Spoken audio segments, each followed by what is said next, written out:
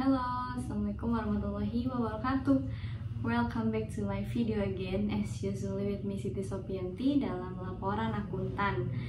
Nah, di pertemuan kali ini nih, kita nggak berasa udah masuk ke pertemuan ke-13, which is getting closer to final examination. Dan di forum pertemuan yang ke-13 ini, kita akan membahas tentang K-pop, not K-pop. Sorry, it's out of topic. K-pop, yang berarti kode etik profesi akuntan publik. Nah, as an auditor gitu ya, kita tuh juga diatur gitu dalam beretika, menjaga perilaku dan sikap profesional kita di lingkungan bekerja gitu, di lingkungan profesional kita malah gitu ya. Which is kita dituntut untuk bersikap profesional, punya integrity, punya kompetensi dan kehati-hatian, terus punya sikap kerahasiaan dan juga perilaku profesional. Nah, itu tadi udah disebut ya.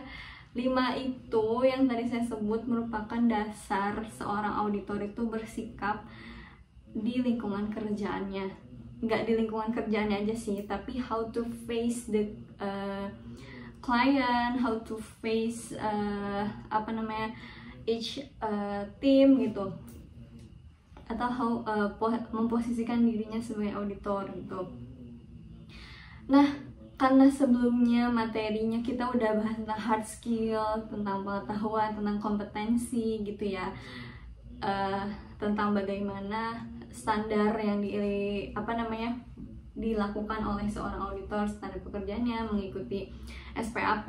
Terus kita juga udah belajar tentang apa itu fraud, dimulai kalau kita kilas balik gitu ya, atau throwback, kita udah pernah belajar apa sih itu akuntan publik profesinya, terus apa aja sih, kita belajar cost of framework, kita belajar internal control, manajemen risk, kita belajar fraud, kita belajar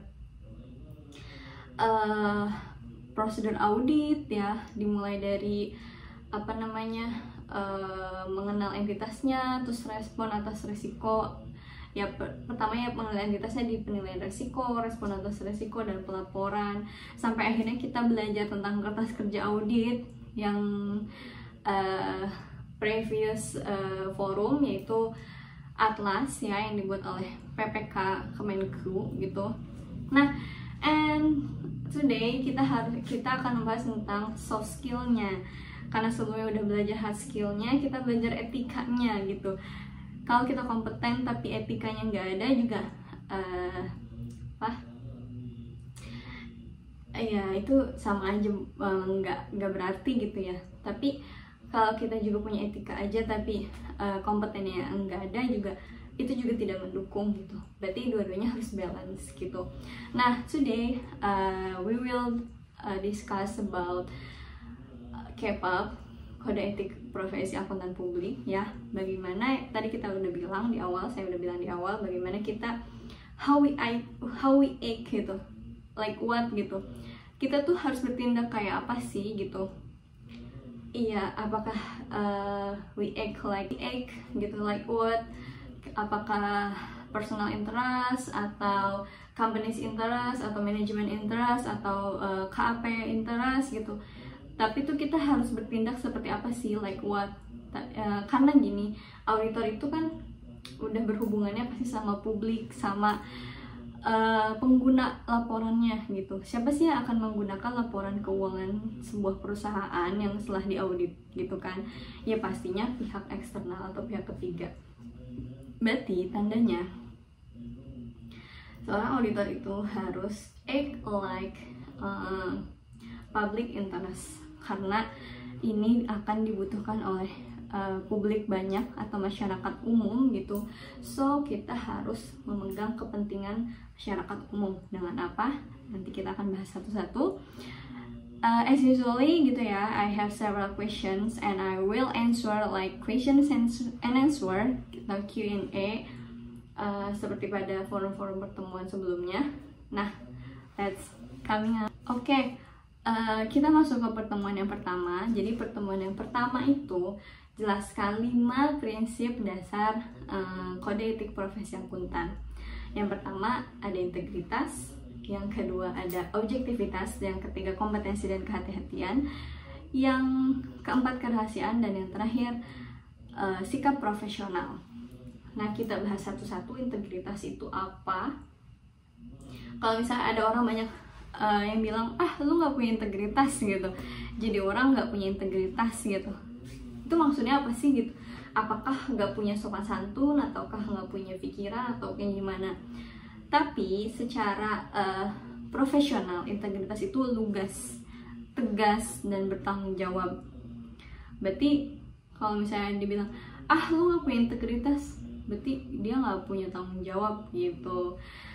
Sebagai seorang auditor, kita harus bertanggung jawab atas pekerjaan kita, karena bagaimanapun integritas itu perlu. Kalau misalnya sebuah pekerjaan audit gitu kan ya, bagaimana sih kita bertanggung jawab gitu? Auditor tuh tugasnya apa sih gitu? Iya, auditor tugasnya memastikan bahwa nilai-nilai yang disajikan ini wajar, tidak ada nilai-nilai yang disembunyikan, semuanya diungkapkan atau di-disclosure, terus sesuai dengan prinsip-prinsip yang berlaku gitu ya. Apa sih di Indonesia prinsipnya, IFRS atau SAK gitu kan. Terus bekerjanya juga sesuai dengan prosedur auditnya gitu kan. Nah, itu berarti kita sudah integritas, kita sudah tanggung jawab dengan apa yang kita mulai, apa yang telah kita lakukan, kita tanggung jawab atas itu gitu. Dan kita juga bertanggung jawab atas prosedur teknis-teknisnya gitu. Jadi nggak cuma kita mulai, ya udah sini gue audit, tapi begitu di tengah jalan kita berhenti gitu. Nah, itu nggak kayak gitu, berarti itu tidak tanggung jawab, tidak ada integritasnya. Sebagai seorang auditor harus punya integritas, apalagi kita bawa nama baik perusahaan kita gitu di belakang, bawa nama KAP kita. Jadi kita juga harus punya tanggung jawab gitu atas apa yang telah kita lakukan. Yang kedua, objektivitas itu means kayak apa adanya, singkatnya apa adanya. Ya, yang di lapangan A ya A, yang di lapangan B yang ditemuin ya B. Enggak, yang di lapangan A di reportnya B. Atau misalnya seharusnya B, tapi karena requirement-nya itu A, dibuat seolah-olah menjadi A gitu. Nggak seperti itu gitu. Tapi seorang auditor tuh harus objektif. Apa yang kita temukan di lapangan, ya itu yang kita dapat, itu yang kita lakukan, itu yang kita kerjakan, itu yang kita report. Bagaimana ada di perusahaan misalnya, perusahaan ini ternyata internal kontrolnya lemah ya. Ya udah, itu apa adanya gitu. Nggak usah dicari-cari kayak internal kontrolnya dibikin lebih bagus kali ya, nggak usah gitu. Justru itu tidak objektif gitu. Itu nantinya ada personal interest yang tadi sudah saya bilang gitu ya di awal. Kita act like public interest, bukan personal interest atau yang lain-lainnya. So kita harus menerapkan prinsip atau 5 prinsip tersebut. Misalnya di sebuah perusahaan itu ya kayak tadi, internal kontrolnya jelek misalnya, nggak bagus, terus resikonya juga tinggi, ya itu apa adanya gitu. Nggak usah kita bikin resikonya lebih rendah aja kali ya gitu, karena internal kontrolnya udah jelek gitu. Nggak mungkin kita buat high risk semua dengan internal control yang tidak baik gitu. Itu nggak apa adanya, itu tidak objektif gitu. Terus misalnya kita nemuin ada piutang, contohnya misalnya piutang yang belum ditagihkan gitu, terus seolah-olah kita membantu gitu si kliennya, yaudah ini buat gini aja gitu biar kamu nggak begini. Nah, itu berarti juga tidak objektif gitu, karena tidak apa adanya gitu. Objektif tuh apa adanya, tidak dibuat-buat gitu. Terus tidak mengkompromikan sikap profesionalnya gitu, tidak mengorbankan sikap profesional dia demi kepentingannya gitu. Terus ada kompetensi dan kehati-hatian. Seperti yang tadi saya sudah bilang ya di awal, 5 prinsip tadi. Yang ketiga itu kompetensi dan kehati-hatian. Iya dong, seorang audit tuh harus kompeten. kompeten dalam arti menguasai bidangnya.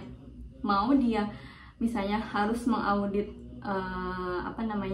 bidang apapun, selama seorang auditor itu kompeten atas bidangnya. Misalnya bidang di sini audit ya, atas pekerjaannya. Misalnya katakanlah saya seorang auditor, let's say saya kompeten di bidang saya mengerti apa pekerjaan saya mengerti regulasinya dalam pekerjaan saya, standar-standar yang dibuat dalam pekerjaan saya mengerti. Jadi ketika saya ditempatkan dimanapun, maksudnya di perusahaan apapun bidangnya, saya akan bisa beradaptasi karena saya sudah mengerti pekerjaan saya dan jenis-jenis perusahaan yang saya audit. Saya tidak bisa memilih, saya maunya milih perusahaan kelapa sawit aja deh gitu, atau saya maunya milih perusahaan perbankan aja deh gitu, atau perusahaan finansial gitu ya. Saya nggak mau perusahaan mining, saya nggak mau perusahaan infrastruktur gitu, saya maunya perusahaan perbankan and financial service misalnya gitu. Saya nggak bisa kayak gitu, karena seorang audit tidak bisa memilih kliennya siapa, ya nggak sih? Maksudnya saya nggak bisa menunjuk saya cuma maunya sama entitas ini, saya nggak mau sama entitas itu berarti saya tidak profesional, saya tidak kompeten gitu.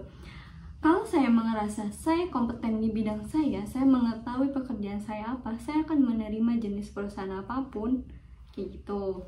Tapi kalau misalnya kewaspadaan atau kehati-hatian ya, berarti saya bertindak itu sesuai rules, on track. Jadi regulasinya apa, peraturannya apa, standar-standar yang dibuatnya apa, saya tetap mengikuti, ibaratnya following the rules gitu. Jadi saya nggak out of track atau not compliance, nanti kita akan bahas. Terus ada kerahasiaan.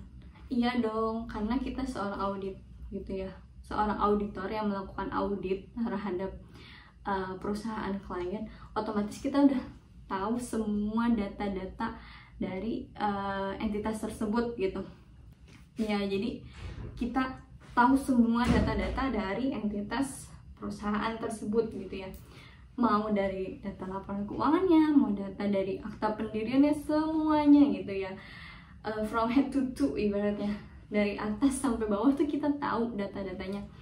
Berarti kita tuh apa sih, harusnya kita adalah menjaga kerahasiaan tersebut. Jangan sampai sebagai auditor mentang-mentang tahu semua datanya gitu ya, terus kita membuat itu seperti aji mumpung gitu. Gue tahu nih data perusahaan ini gitu, gue jual aja gitu ya. Misalnya masih banyak kok perusahaan yang tertarik untuk beli data-data kayak gini gitu. Apalagi kalau saya jual ke kompetitornya, mungkin akan lebih menguntungkan. Nah, itu tidak independen jatuhnya dan tidak melakukan kerahasiaan. Ini relate ya nanti dengan pertanyaan selanjutnya.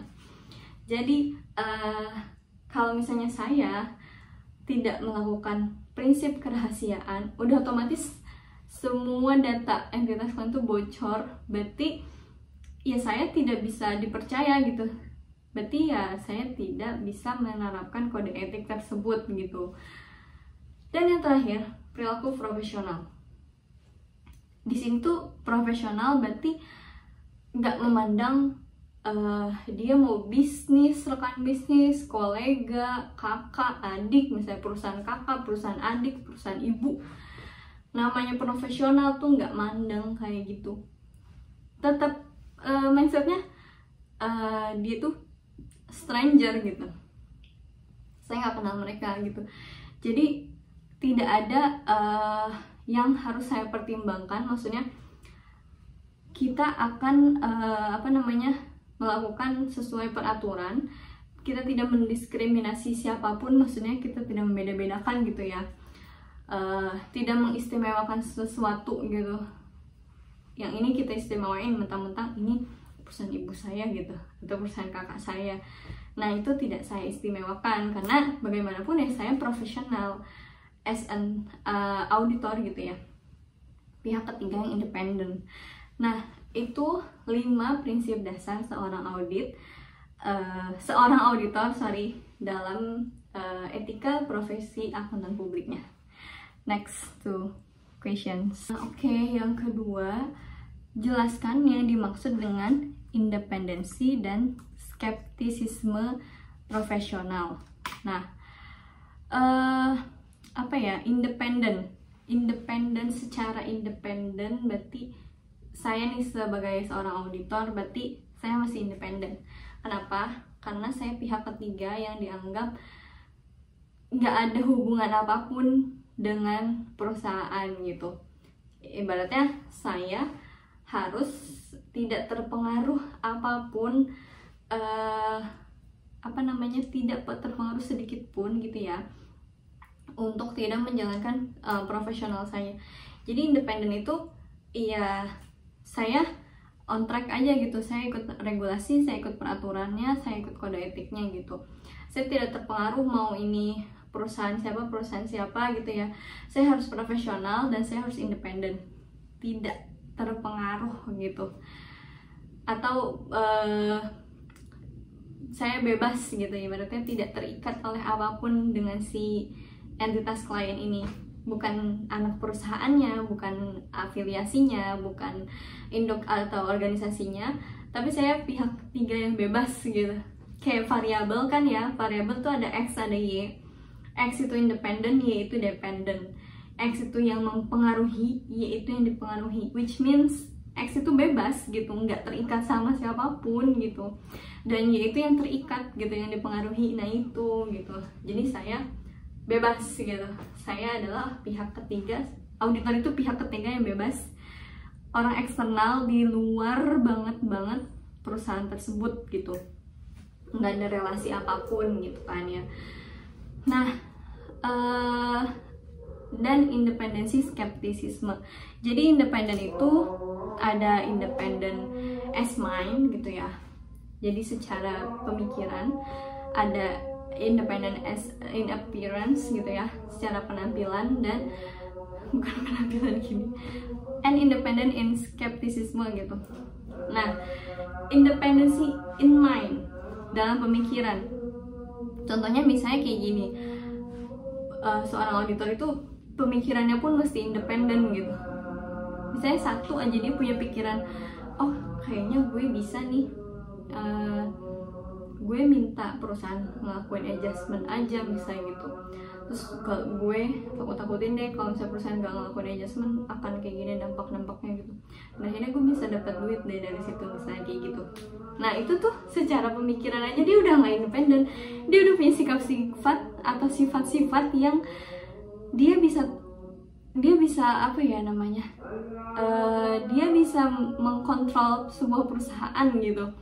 Nah di situ tuh dia udah nggak independen secara pemikiran, kayak dia punya salah satu sifat atau sikap yang nantinya dia akan ambil untuk menarik keuntungan dari situ gitu.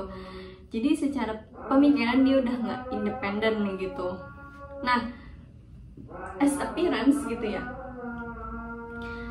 dilihat dari anggota tim keseluruhan gitu ya, karena kan auditor itu enggak individual, dia bekerjanya as a team ya kan. Suatu perusahaan itu diaudit oleh satu tim auditor, dimana biasanya ada senior auditnya, terus ada misalnya junior auditnya, terus ada misalnya manajernya juga yang ngelakuin review nantinya gitu ya, terus ada juga partnernya gitu ya, tapi pasti as a team gitu.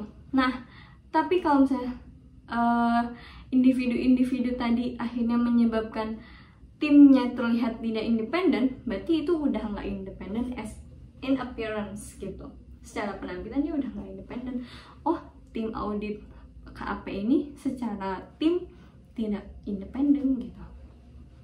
Nah itu kalau misalnya skeptis ya, kita tahu skeptis itu artinya ragu, curiga bukan berarti suuzon, tapi maksudnya tidak langsung mempercayai sesuatu tuh mentah-mentah gitu. Kalau dia percaya mentah-mentah ya udah nggak usah diaudit. Oke, saya percaya laporan keuangan kamu gitu. Nggak kayak gitu guys. Maksudnya skeptis berarti seorang auditor harus skeptis, Bukan berarti kayak nggak percaya sesuatu, misalnya kayak aku nggak percaya gitu, nggak gitu. Tapi maksudnya ketika suatu perusahaan menampilkan laporan keuangannya gitu ya, auditor itu nggak langsung percaya, oh ini udah wajar gitu, oh ini udah diungkapin semua gitu, nggak kayak gitu. Maksudnya dia harus menelaah dulu, dia harus mencari bukti-bukti dulu bahwa memang laporan keuangannya dibuat secara wajar dan diungkapkan secara keseluruhan gitu ya, atau asersi-asersi CFAP itu terpenuhi gitu ya. Nah itu bagaimana, kan kita harus tahu dengan melakukan pengujian, juga mencari bukti-bukti yang konkret atau sah atas apa yang disajikan. Jadi nggak langsung menelan mentah-mentah, oh oke gitu, nilainya wajar, nggak gitu. Tapi kalau kayak gitu mah ya udah nggak usah diaudit aja sekalian gitu. Tapi skeptis itu harus mencurigai sesuatu. Ibaratnya kalau kita dikasih suatu laporan, kita nggak telan itu mentah-mentah gitu. Jadi kita harus cari tahu, oh saya butuh cari tahu ini nih kebenarannya. Misalnya kita disajiin kas 100 juta, ini 100 juta apa aja rinciannya, oh misalnya 50 juta di bank A, 30 juta di bank B gitu, sisanya petty cash atau sisanya deposito. Terus saya bisa percaya itu benar apa enggak gimana? Berarti kan saya harus melakukan confirmation ke pihak banknya gitu ya. Terus saya juga harus menguji gitu nilai-nilai yang dikonfirmasi dengan yang disajikan. Nah itu berarti kita sudah mencari bukti, karena gimana pun pekerjaan audit itu terakhirnya saat reporting kan harus ada bukti yang sah. Terus bagaimana kita mensupport bahwa pekerjaan kita sudah dilakukan dan dijalankan dengan benar atau belum gitu ya, dapat bukti yang sah atau enggak, dengan apa? Dengan supporting dokumen, yaitu kertas kerja yang kemarin. Terus ada supporting dokumennya juga, yaitu pekerjaan-pekerjaan kayak kita confirmation, itu tuh yang menjadi bukti bahwa kita juga memberikan opininya itu ada dukungannya, ada bukti pendukung, nggak serta-merta opini wajar, opini nggak wajar gitu, nggak kayak gitu. Nah itu skeptisisme. Berarti seorang auditor itu mencari buktinya dulu nih, biar tahu ini benar atau enggak. Next, kita masuk ke pertanyaan yang ketiga. Jelaskan kerangka konseptual untuk penerapan KEPAP. Jadi KEPAP ini kan kode etik profesi akuntan publik, dimana kerjaan audit ini, seorang auditor tuh banyak banget tantangannya. Dimulai gak independen, terus diiming-iming sesuatu oleh klien gitu, yang akhirnya nanti bisa sikap profesionalnya luntur atau menjadi gak independen tadi gitu ya. Banyak banget tantangannya, sehingga bisa aja membuat seorang auditor ini lengah gitu, kayak oke, gitu saya ambil tawarannya gitu. Itu banyak yang bikin kayak gitu. Nah makanya dibuatlah kode etik. Jadi bagaimana seorang auditor itu harus berperilaku, menjaga etikanya, menjaga nama baik KAP-nya, menjaga nama baik dirinya sendiri, menjaga integritas dan independennya. Nah KEPAP ini mengatur bagaimana seorang auditor itu berperilaku kepada klien gitu ya. Enggak serta-merta apapun tawaran klien diterima gitu. Banyak banget sih contoh-contoh yang kayak akhirnya seorang auditor tuh kerja di tempat klien gitu karena ditawari gitu ya. Itu banyak banget sih cerita-cerita kayak gitu. Tapi maksudnya kenapa diatur sedemikian rupa agar auditor ini tidak melenceng dan punya integritas gitu, tanggung jawab atas apa yang telah dimulainya gitu. Jadi kerangka konseptualnya itu yaitu pertama, identifikasi ancaman, evaluasi ancaman, dan mengatasi ancaman. Kalau saya buat tuh seperti ini. Sebentar. Ini ada identifikasi ancaman,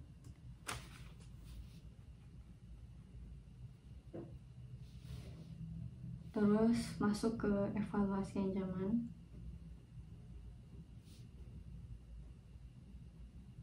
terus masuk lagi ke mengatasi ancaman.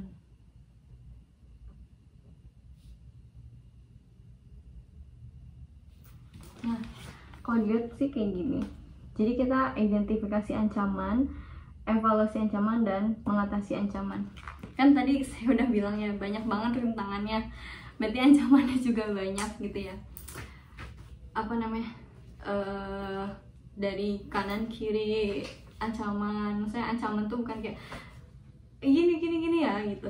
Enggak, maksudnya kayak misalnya seorang auditor punya masalah ekonomi, terus akhirnya cerita ke klien, terus kliennya memberikan solusi, dimana solusinya pasti win-win solution gitu, itu ancamannya kayak gitu. Terus punya hubungan antara bisnis gitu kan, hubungan kolega gitu, ngerasa kayak nggak enak, apalagi misalnya partner yang petinggi-petingginya gitu ya, punya hubungan bisnis atau punya hubungan apapun lah ya, hubungan kolega lah, pasti hubungan bisnis dengan entitasnya. Terus entitasnya bilang udah gampang, giniin aja, gini ntar adalah fee-nya gitu. Nah itu yang membuat bisa aja nggak independen tuh seperti itu. Oke deh, nggak apa-apa, itu ancaman loh, seorang auditor harus bertindak ngikut gitu kan. Namanya junior auditor atau senior auditor tuh mengikuti perintah gitu kan ya. Apa yang diperintah ya, hierarki perusahaan aja sih sama gitu, maksudnya dari partner, terus manajer, terus senior gitu, junior gitu ya. Terus kalau misalnya kata ini ya partnernya udah gini aja, ntar gampang lah, gini doang misalnya gitu. Nah itu tuh bisa terjadi lah gitu ya. Terus bagaimana mengatasinya tuh seperti itu gitu. Dan inilah K-pop mengatur hal-hal yang seperti itu dengan apa? 5 prinsip dasar etika profesional yang tadi kita udah bahas. Nah terus ancamannya apa lagi sih gitu? Ancamannya misalnya kayak si auditor ini memposisikan KAP-nya atau kliennya ini di posisi yang paling banget gitu, sehingga bisa mengurangi tingkat objektivitasnya gitu. Misalnya karena saya sama klien ini udah lama nih perikatannya gitu, udah hampir 5 tahun gitu.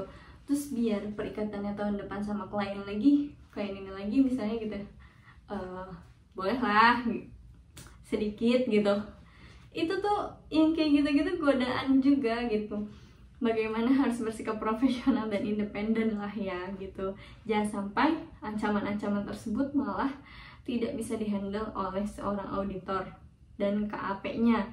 Makanya itulah fungsinya K-pop. Selanjutnya itu kan ada identifikasi ancaman, terus kita masuk ke evaluasi. Nah, evaluasinya ini bisa dengan kompetensi dan kehati-hatian. Sebenarnya sih evaluasinya dengan 5 prinsip itu sih kalau menurut saya ya. Kenapa ada prinsip itu? Karena itu prinsip yang harus dijalankan oleh seorang auditornya. Kalau misalnya prinsip itu nggak dijalankan, itu ancaman itu bisa aja masuk ke dalam si auditor, bahkan KAP-nya gitu, yang membuat nantinya menjadi kurang nilai profesional dan kredibilitas si KAP-nya tersebut gitu. Makanya bisa aja dengan kompetensi dan kehati-hatian gitu. Kompetensi itu misalnya kayak dalam sebuah tim gitu ya. Misalnya saya ditugaskan untuk menelaah internal control-nya. Nah itu berarti saya harus bisa nih mempertimbangkan apa saja yang harus saya pelajari sesuai dengan rules-nya, sesuai dengan standar auditnya. Dan itu tuh saya tuh harus kompeten gitu, karena apapun yang diperintahkan kepada saya tuh harus bisa menanganinya gitu. Karena saya seorang auditor, saya harus mengerti gitu. Meskipun ada orang yang bilang, nggak semuanya kita harus bisa ngerti kok. Nggak gitu, maksudnya nggak gitu konsepnya gitu. Namanya seorang auditor itu kan pekerjaan ya, diharuskan untuk mengerti, karena itu bidang pekerjaan kita gitu. Luas, secara umum kita harus paham akuntansi, kita harus paham pajak, kita harus paham itu pengendaliannya, terus kita harus paham juga entitas lingkungan bisnisnya, itu tuh kita harus paham semua, itu tuh bagian dari kompetensi kita gitu. Terus kehati-hatian, ya tadi, hati-hati menerima tawaran-tawaran yang dapat mengancam kredibilitas kita dan juga kredibilitasnya KAP, kayak gitu. Itu evaluasi ancaman. Dan yang terakhir, mengatasi ancaman.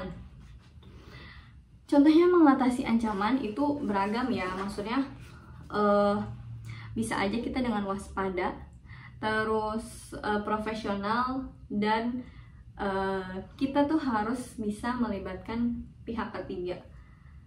Jadi untuk mengambil keputusan itu misalnya gini, kita ditawari sesuatu, terus itu tuh bisa, kalau misalnya kita nggak ambil, itu tuh bisa aja kayak tadi, membuat kredibilitas KAP kita atau membuat kredibilitas diri kita tuh turun, atau bahkan menghambat proses pekerjaan audit ini, bahkan juga menghalang-halangi gitu ya, akhirnya jadi menghalang-halangi pekerjaan kita gitu. Nah itu kita harus ngambil keputusan. Selain kita harus waspada, kita juga harus profesional, tapi kan di sisi lain kita harus decide kita tuh mau kayak gimana gitu. Tapi kalau misalnya udah bener-bener keterlaluan ya, kita bisa aja stop deh aktivitas ini. Ya gimana, mau dihalang-halangi pekerjaannya gitu kan ya, mau gimana gitu. Nah itu mengatasinya. Terus caranya bisa aja kita pakai pihak ketiga gitu ya. Itu tadi kayak confirmation atau mengatasi ancaman-ancamannya gitulah ya. Misalnya kayak, kok saldo banknya di sini di perusahaan sekian, tapi misalnya kan kita kan pasti libatkan pihak ketiga ya, di pihak ketiga sekian, tapi kok nggak sama ya. Terus misalnya kita nanya ke audit perusahaannya, terus tapi kata perusahaannya ya udah sih segitu doang, udahlah gitu. Nah itu kan berarti kita nggak mengatasi ancaman, itu malah kalau misalnya kita ngambil itu kita mungkin akan mendapatkan ancaman gitu ya. Akhirnya kan kita harus mendesain, enggak, dari banknya segini kok gitu. Kalau nggak percaya, konfirmasi lagi aja gitu. Saya sebagai auditor sudah mengirim konfirmasi dan hasilnya segini gitu. Nah itu kan udah nggak bisa berkutik kan, karena kita dapat data atau bukti yang valid dan sah tuh. Nah itu konsep dari KPAP ini. Next move to pertanyaan yang keempat, jelaskan konsep NOCLAR, non-compliance with laws and regulation. Jadi ketidakpatuhan terhadap undang-undang dan peraturan, laws, hukum dan regulation, undang-undang dan peraturan lah ya, hukum dan undang-undang tuh. Gak patuhnya tuh siapa yang gak patuh? Udah pasti entitasnya, terus manajemennya, pokoknya yang berkaitan dengan bisnisnya si klien.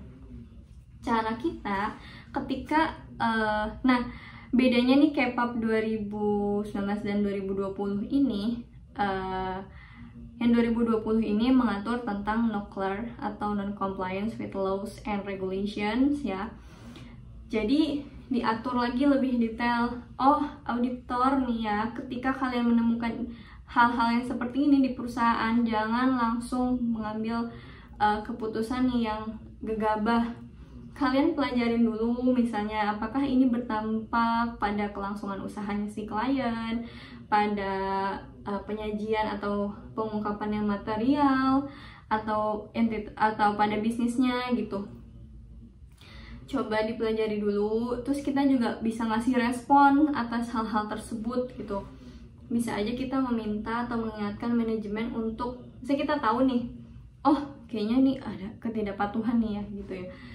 Kita lihat biasanya di Good Corporate Governance gitu ya, di laporan annual report biasanya ada GCG-nya, bagaimana si perusahaan itu menerapkan prinsip-prinsip GCG gitu ya.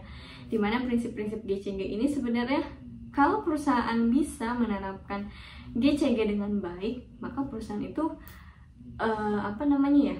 ya udah ikut aturan gitu, udah lancar gitu lah ya, secara going concern-nya udah bagus, bisa melanjutkan usahanya gitu ya.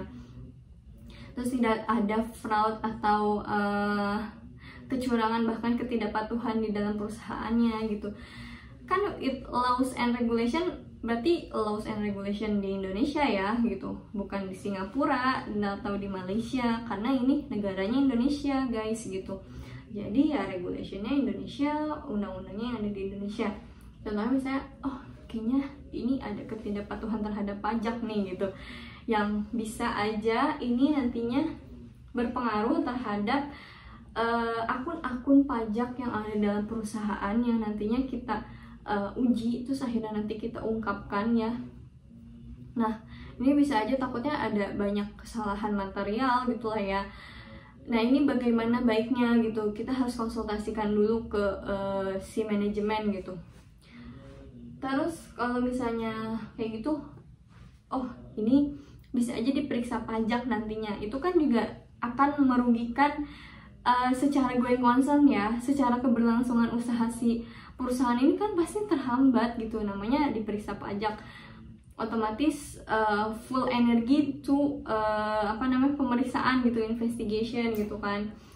Namanya pemeriksaan pajak tuh nggak cuma sehari 2 hari, bahkan bisa bulanan dan tahunan gitu ya. Itu bisa menghambat juga gitu pengeluaran pasti kos-kosnya tuh akan direm gitu kan. Nah itu seperti itu, kita tuh harus nggak mengkonsultasikan untuk menghindari ya, tapi ngingetin aja, oh manajemen hati-hati nih, kamu sudah nggak compliance terhadap rules gitu, apalagi terhadap tax regulation, kamu udah nggak compliance, ini warning ya misalnya gitu. Itu back to manajemen yang baik, yang menjalankan GCG dengan baik, mungkin nggak ada tuh non compliance tuh, nggak ada gitu. Dan mungkin kalau misalnya manajemen yang mengerti gitu ya, oke, saya akan memperbaiki atau saya akan memulihkan ini terlebih dahulu gitu, baru nanti ada pengujiannya lagi gitu, tapi saya perbaiki dulu ya gini.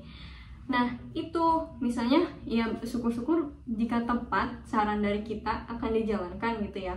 Tapi kalau nggak tepat itu back to manajemen. Jangan sampai kita malah sebagai auditor membantu untuk it's okay gitu, I take you back gitu. Nggak gitu konsepnya, karena sebagai auditor bagaimana sih agar tetap menjalankan 5 prinsip etika tersebut saat kita mengetahui oh ada non compliance di dalam perusahaan ini gitu kan ya. Misalnya ada fraud gitu, ketika kita menemukan fraud ya berarti itu yang harus kita disclosure gitu, yang kita harus ungkapkan gitu kan. Jangan sampai, karena kan itu sesuai dengan prinsip kita kan, sikap profesional, kompetensi dan kehati-hatian gitu. Tapi jangan sampai itu kita kayak tutup mata gitu, kita kayak nggak tahu deh gitu. Jangan sampai kayak gitu. Kita harus tetap mengingatkan dan kita harus tetap menjaga integritas kita dan 5 prinsip dasar itu gitu. Nah fraud ini kan bisa macam-macam nih. Non compliance itu juga mungkin bisa aja nantinya bagian dari fraud ujung-ujungnya.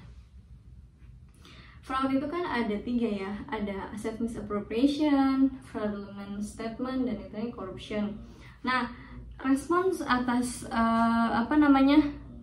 ketidakpatuhan ini, contoh peraturan perundang-undangan yang bisa saja tidak diikuti oleh perusahaan ini. Contohnya misalnya kayak ada korupsi, ada kasus penyuapan, ya pencucian uang, terus pasar gelap gitu ya, atau black market, terus perlindungan data, pajak, dan biasanya ketidakpatuhan terhadap regulation yang mengatur hak dan kewajiban karyawannya gitu ya. Nah itu tuh bisa aja terjadi gitu ya, no one knows gitu. Tapi kita balik lagi sebagai auditor harus memegang 5 prinsip dasar tersebut, bagaimana kita tetap bisa menjalankannya dengan baik dan akhirnya tetap memberikan laporan keuangan atau opini dalam laporan keuangan secara bukan wajar opininya ya, maksudnya secara independen gitu, tidak tersangkut atau terikat oleh kanan kiri kita. Terus kita juga memberikannya secara dengan bukti-bukti yang nyata, bukti pendukung yang sah, terus kita bisa memberikan opini. Nah, itu pertanyaan yang keempat seputar dengan nuclear. Oke, yang terakhir, pertanyaan yang kelima. Pertanyaan kelima ini ada anaknya lagi 5. Berikanlah pendapat Anda mengenai 5 situasi di bawah ini. Apa yang Anda lakukan jika Anda seorang akuntan publik? Yang pertama, saya ditawari penugasan audit yang mengakibatkan situasi saya menjadi tidak independent in appearance, berarti secara tim gitu ya.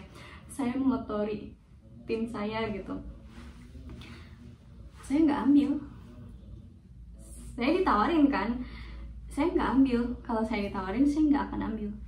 Karena menurut saya, kalau saya ambil, itu akan membuat tim kita in appearance, nggak independen. Saya akan mengotori nama baik saya, nama KAP saya, terus publik jadi nggak percaya sama saya, publik nggak percaya sama kantor audit saya gitu. Ya buat apa gitu, itu merugikan semuanya, itu merugikan banyak hal. Ketika kamu menerima sesuatu yang tidak sesuai dengan apa yang memang harus kamu jalankan, menurut saya itu sia-sia, it's nothing gitu. Itu akan membuat kamu merasa bahwa semuanya akan menjadi lebih buruk gitu. You must be regretting one day gitu sih. Jadi saya nggak akan ambil. Terus Anda ditawari untuk penugasan audit sebuah bank, padahal Anda sama sekali tidak mengerti bidang perbankan. Ini jawaban idealis mungkin ya, but for me it's not big deal.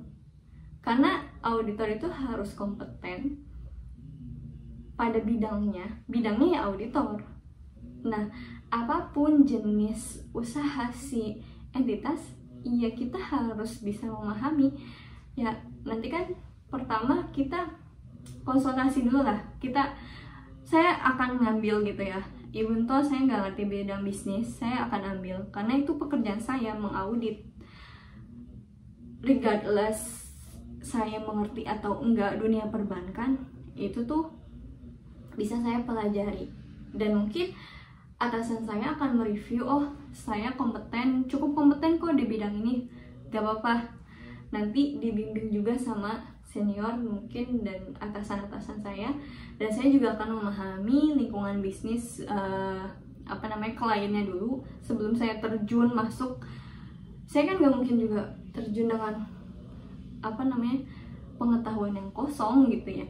Saya akan memahami lingkungannya dulu, SOP-nya kayak apa gitu, sehingga saya bisa mengerti, oh perbankan tuh seperti ini gitu. Iya, saya akan ambil gitu. Anda ditawari untuk mengaudit sebuah hotel yang menjadi saingan berat bisnis keluarga Anda. Apakah Anda akan memanfaatkan data akuntansi dan keuangan yang akan diaudit untuk kepentingan bisnis keluarga? Enggak. Saya nggak akan memanfaatkan itu karena saya punya prinsip kerahasiaan dan juga sikap profesional. Ya whatever it takes gitu kan. Ya itu resikonya gitu. Saya jangan sampai membocorkan itu kepada keluarga saya. Business is business. Family is family gitu. Business and family are different. Jadi nggak bisa disamain gitu. Ya bisnis, keluarga ya keluarga gitu. Di luar ya kita berbisnis. Ya balik lagi ke keluarga, iya kita lepas atribut itu gitu. Tapi saya nggak akan memanfaatkan data keuangan itu karena saya sebagai auditor punya 5 kode etik tadi. Saya punya prinsip kerahasiaan. Kalau saya bocorin, untuk apa saya menjaga prinsip itu ke orang lain tapi saya sendiri nggak bisa menjaganya gitu. Itu kan ya saya juga nggak bisa menerapkan itu misalnya. Tapi maksudnya saya tidak akan membocorkan itu gitu. Iya, biarkanlah mereka bersaing secara sehat. Lakukanlah apa yang biasanya sudah mereka biasa lakukan gitu untuk dalam bersaing gitu. Jangan sampai ketika saya tahu malah saya menjadi pihak yang memprovokasi untuk semakin tidak sehat persaingannya gitu. Bisnis bersaing itu wajar gitu. Kalau nggak bersaing bukan bisnis namanya. Aneh kalau bisnis nggak ada saingannya gitu ya. Tapi bukan berarti melakukan segalanya untuk mendapatkan keuntungan gitu. Next, Anda ditawari untuk mengaudit PT XYZ, tempat di mana ayah Anda bekerja, dan PT XYZ ini sangat membantu keadaan ekonomi Anda semasa kecil. Apakah Anda akan menerima penugasan tersebut? PT XYZ ini tempat ayah saya bekerja contohnya. Apakah Anda akan menerima penugasan? Ya kenapa enggak gitu. Kalau misalnya saya takut, gak mau, gak enak, itu berarti saya udah punya perasaan gak enak. Berarti saya udah bisa aja nantinya saya nggak independen. Ini in mind aja saya udah nggak independen gitu ya kan. Saya udah punya perasaan atau pikiran nggak enak, takut begini, takutnya saya gini. Itu in mind saya udah nggak independen. Jadi udah nggak ada sikap atau etika yang saya jalankan di awal aja gitu. Tapi kalau saya ya udah, kenapa enggak, toh itu perusahaan kan profesional, ayah saya juga bekerja secara profesional, bekerja mendapatkan gaji karena beliau bekerja, bukan karena sesuatu yang lain gitu lah ya. Iya, berarti ayah saya berhak mendapatkan itu, dan memang untuk keluarga gitu. Ayah saya bekerja untuk keluarganya gitu. Terus saya apakah harus tidak enak? Ya enggak juga. Saya di sini kan profesional. Saya juga bekerja untuk perusahaan saya, KAP saya misalnya. Ya, kita sama-sama kedua pihak yang profesional aja gitu. Kamu menjalankan bisnis kamu, saya menjalankan pekerjaan saya gitu. We are fair gitu. Yang terakhir, perusahaan yang bisnisnya mengumpulkan data bersedia membayar dengan harga menarik atas data laporan keuangan yang Anda audit. Apakah Anda akan menjual data tersebut? Nah, itu juga ancaman tuh. Kan udah saya bilang, auditor itu riskan, banyak banget tantangannya, challenging. Terus kalau misalnya saya ambil, saya juga nggak punya kerahasiaan gitu ya. Misalnya kayak saya udah pernah ngaudit entitas A, terus sekarang saya lagi ngaudit entitas B. Kalau misalnya saya udah nggak independen gitu ya, saya juga nggak menjaga prinsip kerahasiaan, saya jual aja kali ya, kan saya juga udah nggak ngaudit PTA. Nah, nantinya itu tuh akan to be continue gitu. Kamu akan terus-terusan melakukan hal itu ke entitas bisnis kamu ke depannya gitu. Which is itu akan merugikan diri kamu nantinya. One day ketahuan, you have to regretting one day. Saya udah pernah bilang. Jadi sesuatu yang kita jalankan tidak sesuai dengan regulasinya, you will regretting someday gitu. Jadi gak akan saya jual, karena menurut saya itu tuh prinsip. Ini prinsip ya, etika, kode etik itu prinsip loh. Jadi prinsip itu yang kita tanemin di dalam diri kita gitu. Kalau kita aja prinsip kita masih bisa break the rules gitu ya, ya kamu tidak berprinsip nanti. Selama ini